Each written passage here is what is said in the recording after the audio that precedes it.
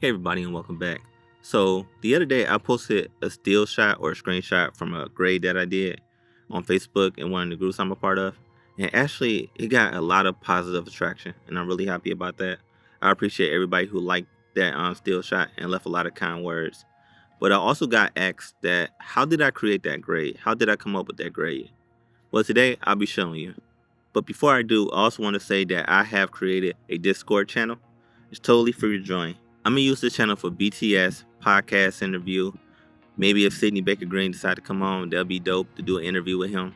And of course, I'll be posting filmmaking content, maybe interviews, maybe questions about how did you like this movie grade. Just topics that we can discuss, we can chat about, and we can debate back and forth because even with color grading, there's no one way to create a look. You got like 1,000 different avenues.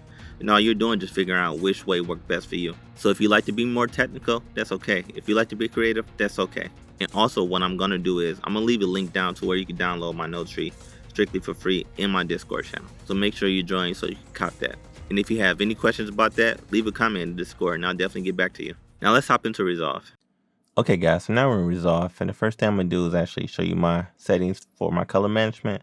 I'm using DaVinci YRGB Color Manage. I'm using DaVinci Wide Gamma as my timeline color space, and my output color space will be Rec 709 Gamma 2.4 because that is what my monitor is calibrated to. Then I'm gonna hit cancel. So the first thing I'm gonna do is actually, since I'm in color management, what I could do is go over to clip, right click it, select input color space, go down to Sony, and select Sony Gamma 3 or Sony Gamma S-Log3. And you could choose either of these two, but I'd rather do this one.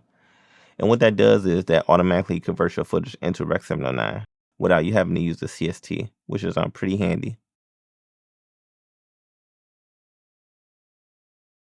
So the first thing I'm actually about to do is actually work on building my contrast.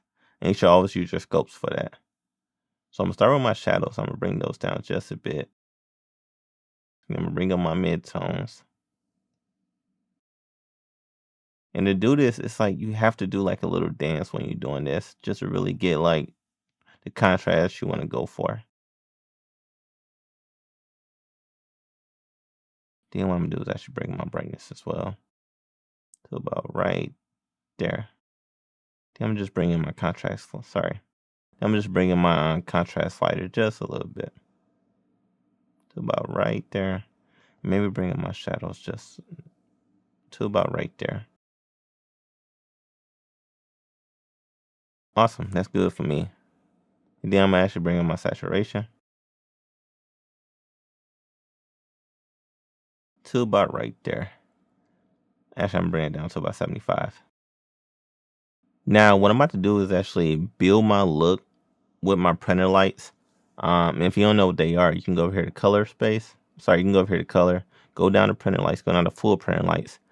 And pretty much what this does is it lets you see if you hit a number key or a certain symbol key, it will either add or subtract color. Like, so when you hit 7, you'll add red. When you hit 4, you subtract red. And what I'm about to do is actually use the printer lights to build my look, and you'll see exactly what keystrokes I am hitting down below. So I'm gonna actually do this in my balance node actually. So the first thing I'm gonna do is I'm gonna add some blue because I really want to cool this image off. Add some cyan. Add a little bit of green maybe.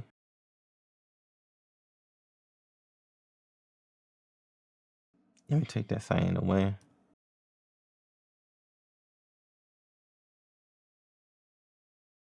I'm gonna add some blue. I'm gonna take it away. So I kind of like that right there, at least as a starting point. So then the next thing I'm gonna do is actually go over to my HSL. I'm gonna select all of my color points. And the one thing I am going to do is actually bring my yellows down a little bit to green because I like my greens to be like really deep greens.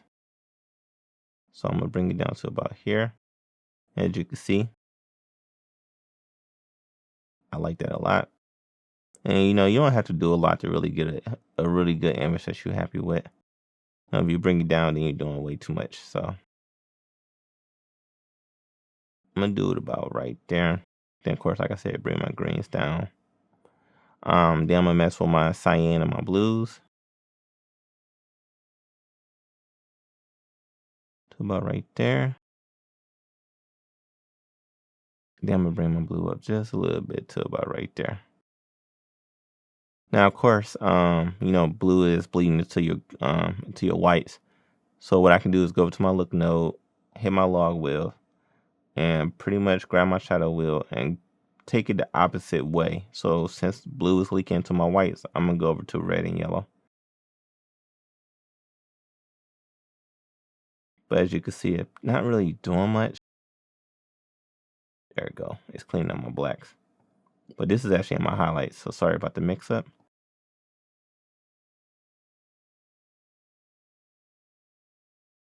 No, and you could take it a little bit farther, then pull it back. But I'm gonna take it to about right here.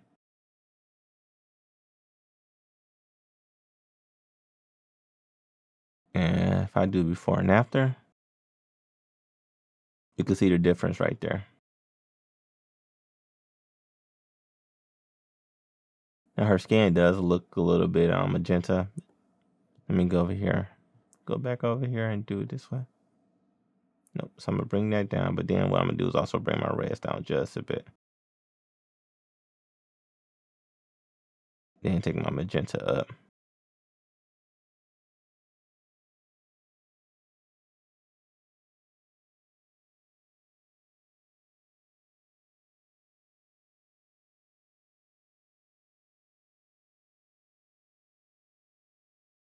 And then what I'm gonna do is actually go over to my look node.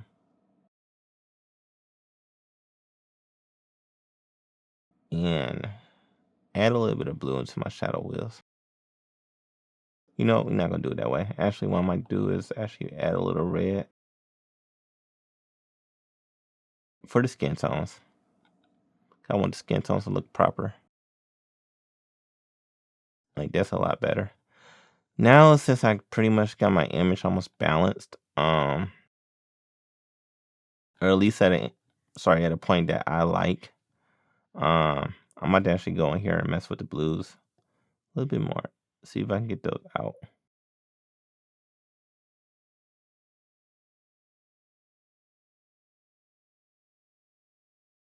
Yeah, so everything is cleaned up right there.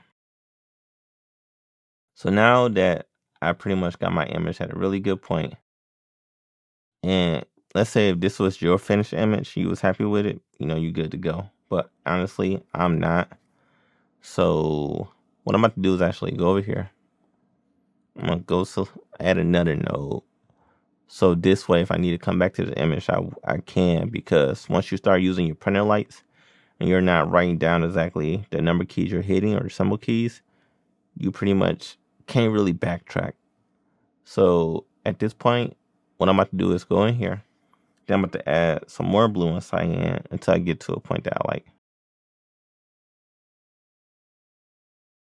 Which I'm going to just take that back.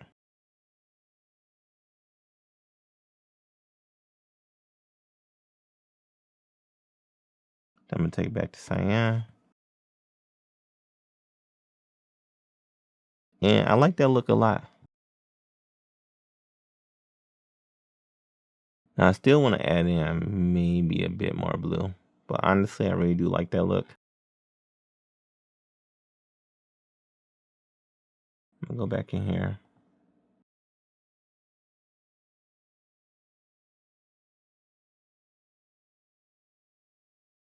Now I'm kind of like putting some warm in the mid-tones so I can keep her skin tones looking good. So that's pretty much it. So if I actually highlight these two, my balance node where I did all my printer light work, and I deselect it, that's pretty much what we get. And then if I go over here, deselect it, that's pretty much what I get.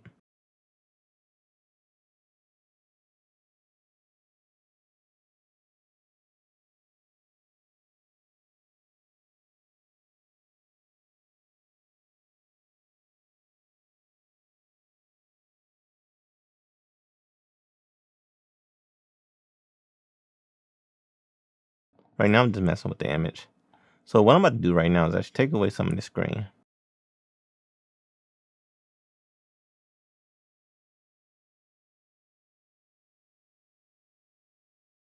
Now I'm about to add cyan. Actually, let me take this back. See, I do like that.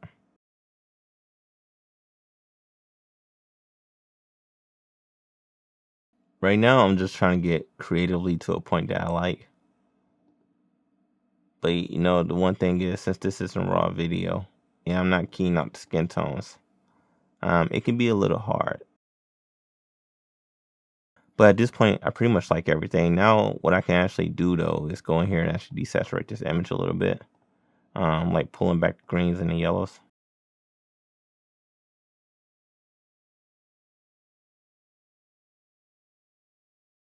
Like right there.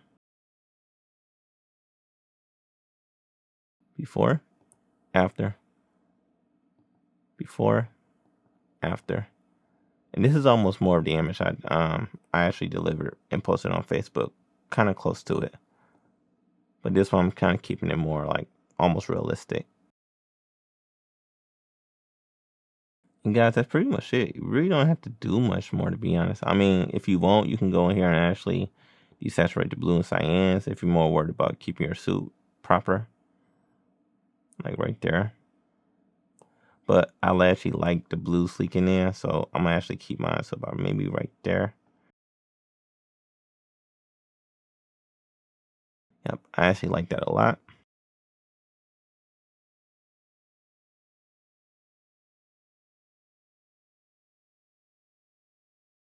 Go in here for a second. Boom, I like that. Okay, guys, that's our final image, and I hope you enjoyed this. So I hope you guys enjoyed that, and I hope you understand that it's okay to be creative. Because even in some movies, the whites aren't always whites and the blacks aren't always blacks. Even Skyfall has some scenes where, especially in Shanghai, where the whites weren't white. And that was actually in the casino scene. But that's because Roger Deakins actually liked to light his scene with just practical lights. And that was probably one of the moments where he did it. John Wick 4, same thing. They had a couple scenes where the whites wasn't always white. And that's okay. Even though these are top tier Hollywood budget, shot by top tier filmmakers and colored by top tier colorists like Company 3, it's still okay if, like I said, your image isn't technically perfect. But I will also say, learn the rules first to color grading. That way later, if you need to, you can break them. But I hope you guys enjoyed this video. If you have any questions, please leave a comment down below. And before you go, make sure you subscribe to the channel and hit the like button. And I'll see you in the next one. Peace.